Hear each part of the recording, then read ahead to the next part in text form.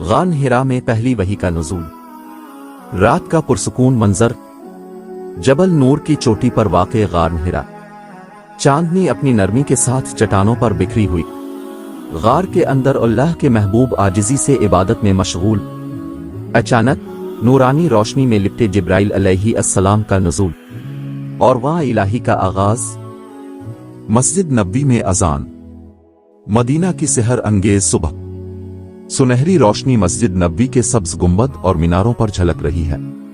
ایک مؤذن سفید لباس میں ملبوس مینار پر کھڑا ہے، لبوں پر اذان کے مقدس الفاظ، اور پورا مدینہ نور میں نہا رہا ہے۔ میدان بدر کا منظر، ریگستانی پہاڑوں کے دامن میں بچھا ایک تاریخی میدان، بادلوں سے گھرا آسمان۔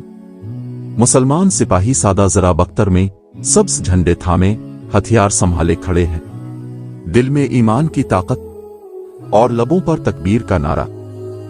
حجر اسود کا بوسہ، کعبۃ اللہ کا مقدس منظر۔